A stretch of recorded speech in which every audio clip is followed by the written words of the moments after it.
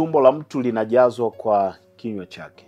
Shibe yako inatoka kwenye kinywa chako. Kuna watu ambao kazi yako ili ufanikiwe ni lazima uongee. Lazima ushawishi watu, kwa lazima ujue kuombea na kutunza kinywa chako. Unapata mapato kwa sababu unaongea na watu, unashawishi wateja, unakaa nao kwenye vikao. Baada ya kuzungumza nao ndio wanakubali kuweza kufanya biashara na wewe.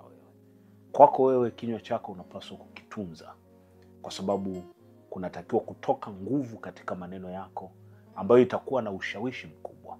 Ukisoma katika Mithali sura ile ya 18 aya 20, Biblia inasema hivi: tumbo la mtu litajazwa matunda ya kinywa chake, atashiba mazao ya midomo yake. Kwa hiyo unaweza kuona namna kinywa kilivyo na nguvu. Kinaweza kumshibisha mtu. Anaweza kupata matunda mema kutoka katika kinywa chake. Mungu akambariki, Mungu akampa neema. Mambo unayoyazungumza ni ya muhimu sana. Kutunza kinywa chako ni muhimu sana. Kujifunza kunena mambo yenye nguvu ni muhimu sana. Usinene tu ili mradi umenena, kwa sababu kutoka katika kinywa chako unatafuta shibe yako mwenyewe. Mungu ameweka nguvu ya maneno ndani ya kinywa cha mtu ili aweze kupata riziki. Kuna watu ukikuta wanavyokushawishi kununua bidhaa mpaka unatekewa, unanunua ile bidhaa na wanaushika moyo wako vizuri. Kwa hiyo na wewe lazima ujue kwamba kinywa chako ni tunu Mungu amekupa. Kinaweza kukuletea baraka, kinaweza kukushibisha ukapata nguvu, kinaweza kuachilia neema, kunaweza kufunguliwa milango mingi ya baraka. Jifunze kujizoeza kunena maneno yenye nguvu.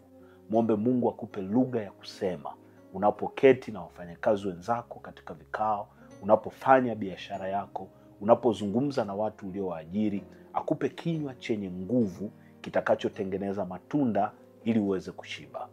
Mungu ameachilia baraka hii kwa makusudi. Kutoka katika vinywa vyetu tuumbe mambo yatokee.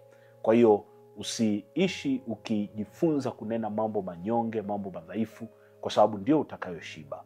Ni muhimu sana kuhakikisha ya kwamba unanena mambo yenye nguvu, mambo yenye afya, mambo yatakayokuletea matokeo mazuri katika maisha yako. Na tuombe. Bwana Yesu, tunakushukuru. Asante kwa neema hii ambayo umetupa. Asante kwa tafakari hii. Ninakusihi Bwana mwema, wingi wa neema yako uwe juu ya mtumishi wako huyu ambaye anafuatilia kipindi hiki. Ukamfunike kwa damu yako, ukamfunike kwa uwezo wako. Neema yako iwe pamoja naye Bwana. Ukamfunike kwa fadhili zako kuu na utukufu wako uwe juu yake. Ukamwatamie Bwana, funika kinywa chake, maana katika hicho umempa neema ya kuweza kupata chakula, kupata mapato. Angalia kazi anayoifanya na mhitaji azungumze. Ukampe maneno yenye nguvu, maneno yenye afya, maneno yenye ushawishi, maneno yatakayoamsha mioyo ya wale anaozungumza nao kuweza kufanya naye kazi. Neema yako iwe pamoja naye, katika jina la Yesu Kristo mwana wa Mungu aliye hai. Amen. Ndugu yangu, Mungu akubariki sana. Asante sana kwa kufuatana nasi katika kipindi hiki.